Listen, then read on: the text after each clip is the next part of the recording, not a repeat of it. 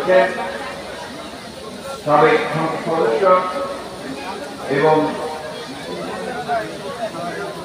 সাবেক ছাত্র নেতা জাফরুল্লাহ মিলন,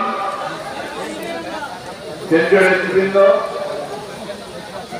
জেলা নেতৃবৃন্দ, উপজেলা নেতৃবৃন্দ, প্রিয় চাপাচ্ছে আমার ভাই ও বোনেরা, আসসালামু আলাইকুম। আমি আজকে এসেছি মূলত আমার নেতা, যাকে আমি শ্রদ্ধা করি, সম্মান করি এবং যার অবদান করে শ্রদ্ধার সঙ্গে স্মরণ করি, মৃত্যু বার্ষিকী উপলক্ষে কবর জিয়ারত করতে আপনাদের সামনে দুটো কথা বলা। আমি অসুস্থ, তারপরেও রিয়াজ আমাকে বলার পরে আমি একটি বাড়তি বা প্রত্যেকটি এই মৃত্যু বার্ষিকীতে আসার চেষ্টা ব্রিগেডিয়ার হান্নান শাহ একজন শহীদ ছিলেন সেনাবাহিনী, পাকিস্তান সেনাবাহিনীতে ছিলেন, পরবর্তীকালে বাংলাদেশের সেনাবাহিনীতে এসেছেন। সে সৈনিক হয়েও তিনি গণতন্ত্রের জন্য সংগ্রাম করেছেন এবং এই সৈনিকের মধ্যে তিনি আজীবন সংগ্রাম। আমি আজকে এই সভাকে তার গভীর শ্রদ্ধা নিবেদন করছি। পরমপূর্ণময় আল্লাহ তাআলার কাছে এই দোয়া চাইছি যে আল্লাহ তাআলা তাকে যেন বেশ নসিব করেন, তার পরিবারকে বিশেষ করে তার সন্তানকে রিয়াজের যেন সেই শক্তি দেন, সেই শক্তিকে সহ্য করে তারা সামনের দিকে এগিয়ে যায়।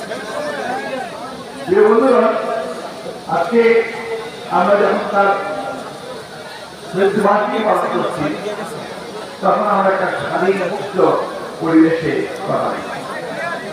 এর আগের যখন আমি এসেছিলাম, কয়েকটা দিন এসেছি, মৃত্যুবার্ষিকীতে আমরা মন খুলে প্রাণ খুলে চলাফেরা করতে পারতাম না। আজকে একটা ছাত্র জনতার গণপ্রত্যানের মধ্যে দিয়ে সেই ভয়াবহ ফ্যাসিবাদী আওয়ামী সরকারকে পরাজিত করার পরে আমরা দম ছাড়া মন খুলে কথা বলার সুযোগ পেয়েছি।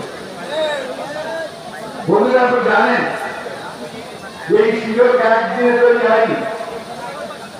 দীর্ঘ 17-18 বছর ধরে এই আওয়ামী লীগের ফ্যাসিবাদী সরকার তাদের ক্ষমতাকে কুক্ষিগত করার জন্য শাসন ব্যবস্থা প্রতিষ্ঠা করার জন্য তারা বাংলাদেশের গণতান্ত্রিক ব্যবস্থাকে ধ্বংস করে দিয়েছে। তারা গণতন্ত্রের সমস্ত প্রতিষ্ঠান করে ধ্বংস করে দিয়েছে। নির্বাচন বলতে কিছু ছিল না। জাতীয় সংসদ নির্বাচন বলুন, উপজেলা নির্বাচন বলুন, আর ইউনিয়ন পরিষদ নির্বাচন বলুন, কোনটাই কোন সুষ্ঠু হবে সঠিকভাবে হয়নি। তারা তাদের প্রার্থীদেরকে নির্বাচিত করার জন্য রাষ্ট্রযন্ত্রকে ব্যবহার করেছে পুলিশকে, প্রশাসনকে, এবং সেইভাবে তারা জোর করে ক্ষমতা দখল করে রেখেছে। শুধু তাই নয়, এই ক্ষমতাকে ধরে রাখার জন্য তারা প্রশাসন, বিচার ব্যবস্থা, অর্থনৈতিক ব্যবস্থা সবকিছুকে তারা কুক্ষিগত করেছে। বিগত 18 বছরে তারা বাংলাদেশে দুর্নীতির নজিরবিহীন দৃষ্টান্ত শেখ হাসিনা সরকার ধরে নিয়েছিল যে সে কোনোদিন যাবে না,